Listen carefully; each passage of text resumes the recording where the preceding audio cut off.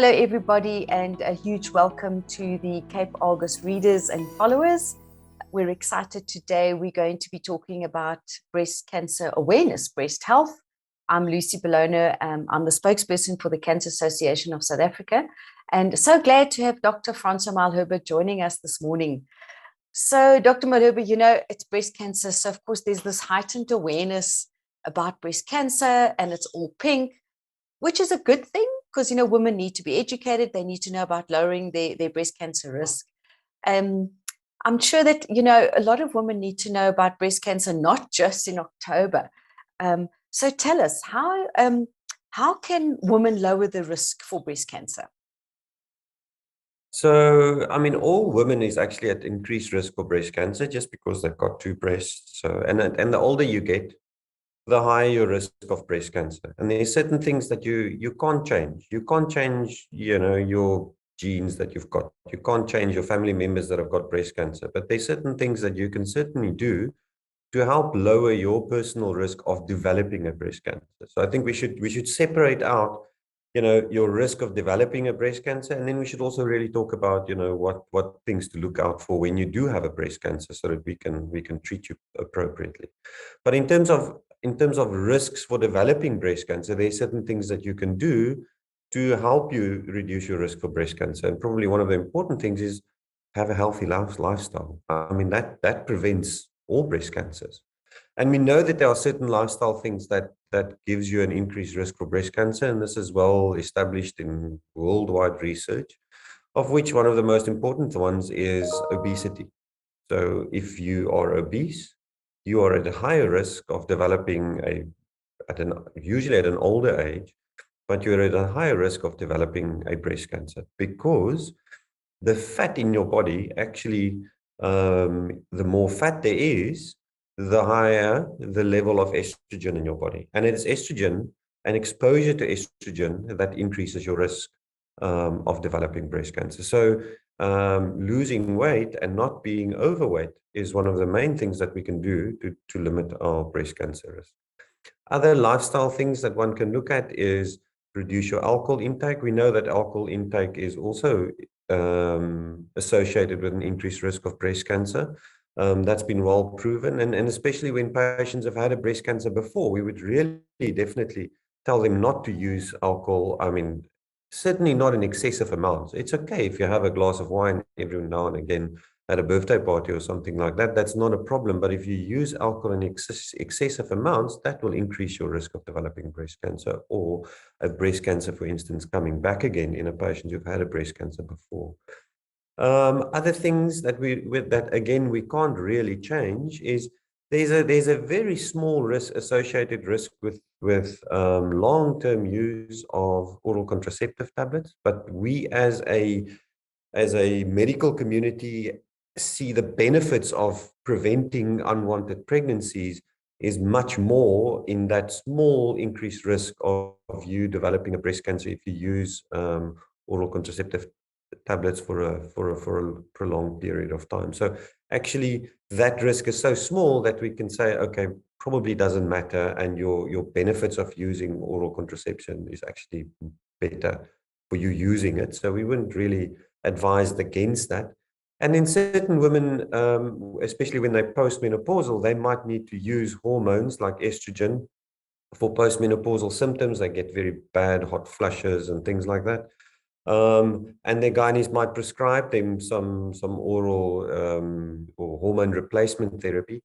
We know that hormone replacement therapy, especially if you use it for a prolonged period of time, would increase your risk for breast cancer. And it's almost thought that, rather than it increasing your risk, it actually makes small little cancers that are undetected when you start using those tablets grow faster. So it's almost like a fertilizer. If you use those estrogen, they can make those tumors grow faster. So be careful with hormone replacement therapy, especially if you're going to use it for a long time. We would advise that those patients have regular mammograms to make sure that no new breast cancers develop while they're using that. So those are the main things that you can do the other thing, which is not really that associated with breast cancer, but in general with all cancers, obviously smoking. We all talk about smoking all the time. And I know, especially cancer and certain cancers like lung cancers and pancreas cancers has got a marked increased association with smoking. Breast cancer, not so much, but we would still recommend patients to not smoke when they have any cancer, or if they want to reduce their risk for developing any cancer. Those are the main things that I would say or comment on in preventing your personal risk of breast cancer. I'm so glad you brought the issue up of the obesity and the alcohol, because a lot of times, especially with alcohol, a lot of people are not aware that it's actually linked to to being a carcinogenic. It can lead to certain cancers and Definitely with obesity. breast cancer. Yes, There's and more than with one the study that show that association of alcohol use and breast cancer. More than wow. one. So it just shows it's about leading a balanced lifestyle, keeping ourselves active. And it doesn't have to be major exercise. It's just about physical movement, keeping yourself moving and watching what you eat, eating wholesome food. So thank you for raising that. At least there's certain things we can do as women to lower that risk. So we often talk about the importance of screening and early detection. So how important is that? For a woman who, what should we be doing and looking at every day or throughout the year? Now, so screening is it's very difficult to talk about screening. First of all, South Africa does not have a national screening program, neither in the public sector or in the private sector. There's some of the medical aids that will offer and tell patients to go for regular mammograms, and the sort of worldwide accepted sort of standard at the moment for patients who has low risk of developing breast cancer. These are patients without any sort of major they don't have a lot of family members with breast cancer, especially what we're worried about is patients with first-degree family members with breast cancer. So those are mothers and sisters with breast cancer. Those are the patients that really need to actually go for mammograms. But in terms of patients that don't have a family history of breast cancer, there's no national screening program for those patients. So, and at the moment, especially in the public sector, that service is not offered. Especially, I mean, definitely not at Groote Schuur Hospital. We cannot offer that service for patients to go for regular mammograms. It's just not possible with our resources. We do not have enough mammogram machines in this area. We do not have enough, and even if you put a machine there, you still need to get those mammograms looked at by a radiologist to get a report. So there's not enough radiologists, and also mammographers is in a shortage. So we don't have the human resources or the equipment to offer a proper screening program. But what we want to do is we want patients to be much more aware of what's happening in their breasts, not just when it's October month or when they hear me speak on the radio or Facebook Live, then suddenly they go and examine their breast because they haven't done it for months or years. You should actually do it regularly, once a month,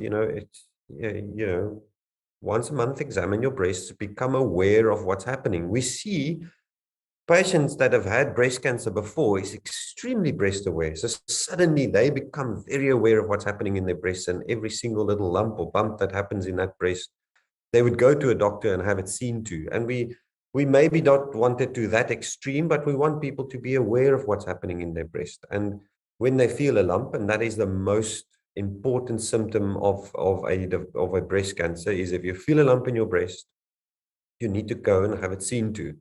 And we actually take all lumps in the breast seriously, maybe not so much in teenagers, because, breast cancer in teenagers is extremely, extremely unusual. So in our clinic, we don't see teenagers with breast lumps unless they are very big. But over the age of 20, every single patient with a breast lump should really go to a specialized breast clinic. And this is what the National Breast Cancer Policy, which is not well implemented, but it is there and it is available on the internet. So the Department of Health has got a good, well-written policy, and it would encourage patients with any symptoms of breast cancer to go to a specialized breast unit. And over time, hopefully, with more resources, we can get these units up and running all across the country, so that if you have a symptom of breast cancer, and of which a breast lump is most important, and we can talk about other symptoms as well, they should go and see someone that knows about breast diseases and often they will need imaging, mammograms, ultrasounds, and maybe even a biopsy of that breast so that we know exactly what we're dealing with. Mm. Yeah. Yes, so it's very important. You talked about, women not only thinking about it in October. I always say sometimes it's like having a car. You need to keep that car maintained. You need to have it tuned and checked. So our bodies need to be maintained, lead a balanced lifestyle.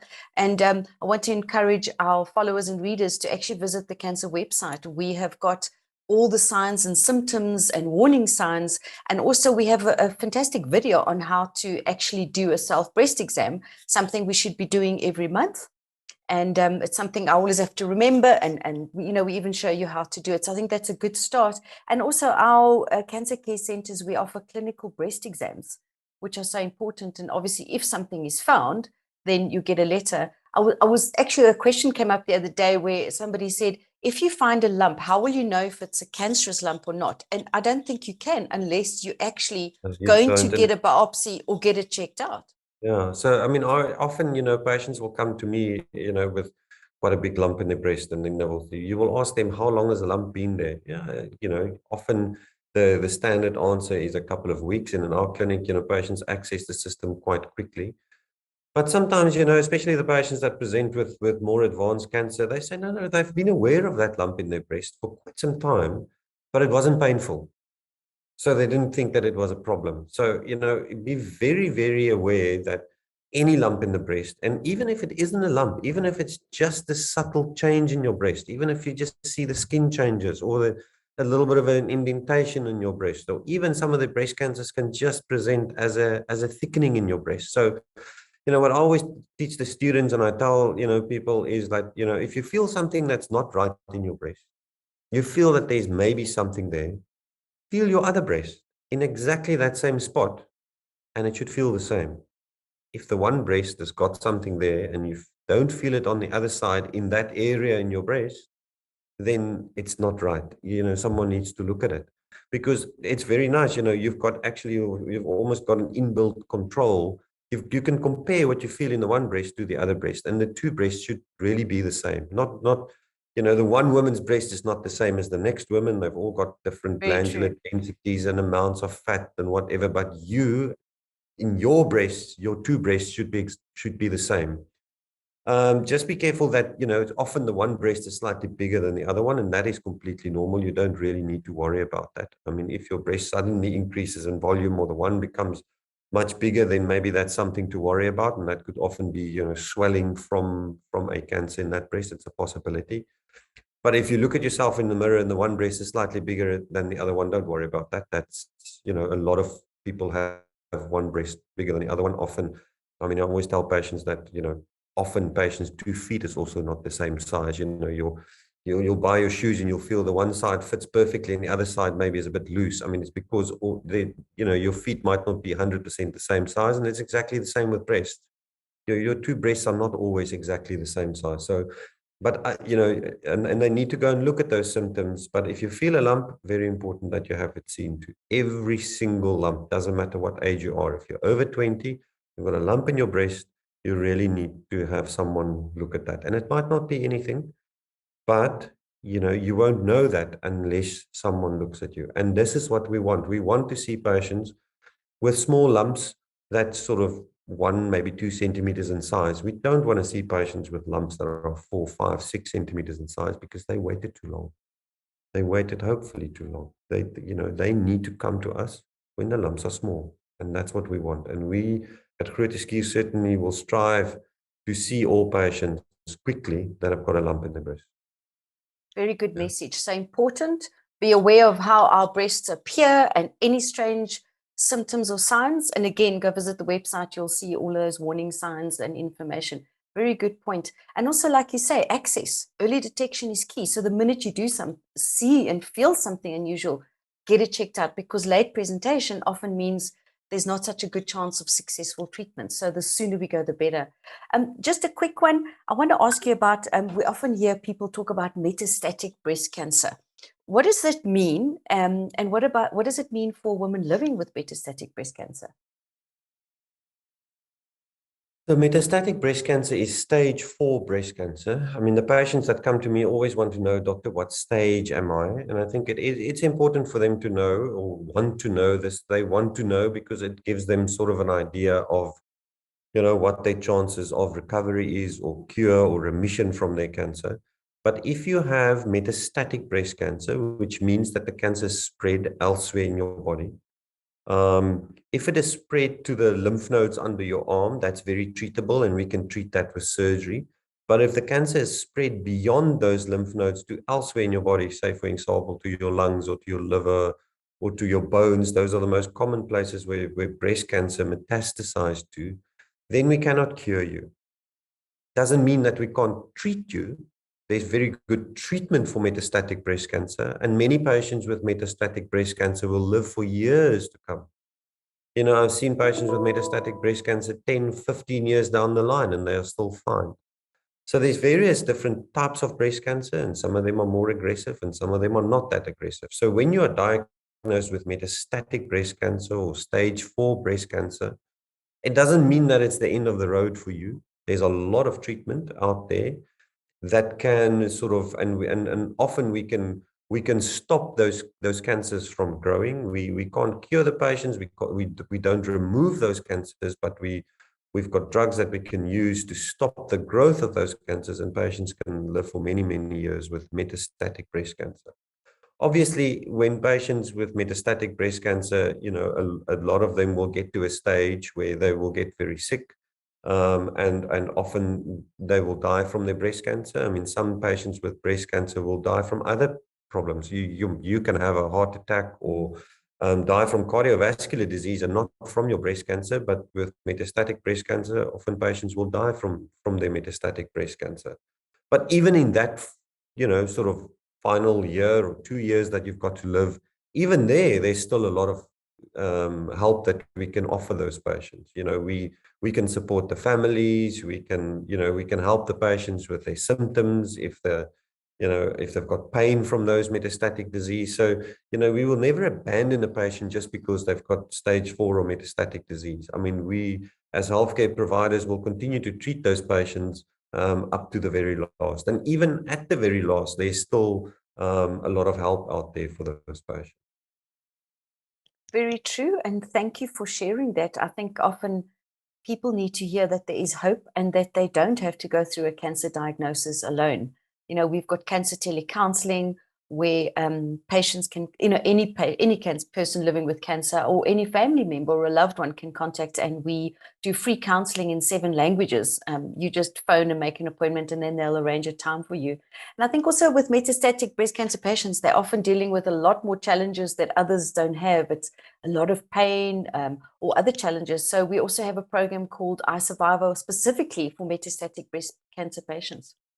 I think it's very important that we create breast awareness, and it's through things like this that we create breast awareness. And for me, we need to increase the resources that we have at a treatment level, because it's difficult when you increase awareness around something, and then this poor patient feels a lump, but they don't have anywhere to go. So we need to really fix that access to the next step once they become breast aware. So but yeah, we're constantly working on it. We're constantly trying to improve what we've got with the resources that we've got. But at least, hopefully, patients will just, and even if you've got a breast lump, you go and see a doctor, and the doctor says, no, this is nothing, don't worry about it. Go for a second opinion, go somewhere else. A lump needs a proper specialist attention, and only then can you say, okay, this is nothing, especially if you're older. If you're younger, we are not that worried, but we do see breast cancers in 20-year-olds. But if you're older than 40 or older than 50, you've got a breast lump, you have to have that seen to properly in good time.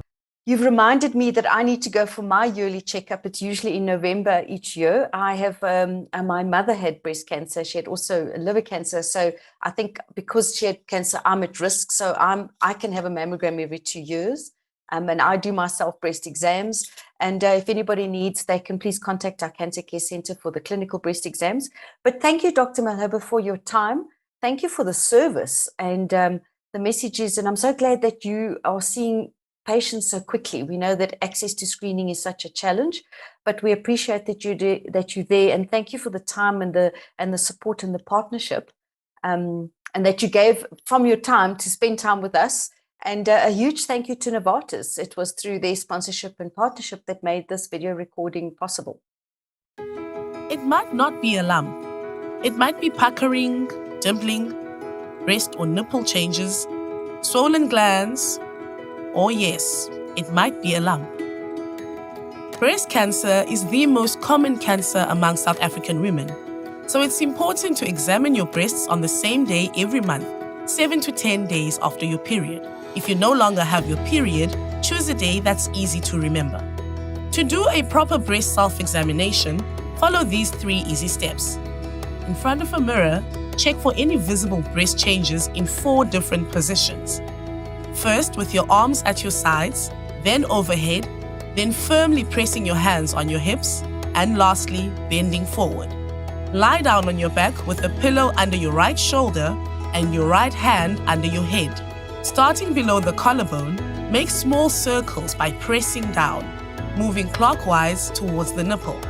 Remember to check under the armpit. In the shower, check your breast with the soapy left hand and fingers, using the same technique as lying down. Always repeat these 3 steps on both sides. Tell your doctor if breast cancer runs in the family. After the age of 40, make sure you have a mammogram every year. Cancer care centers offer clinical exams by professional nurses. Early detection can save your life.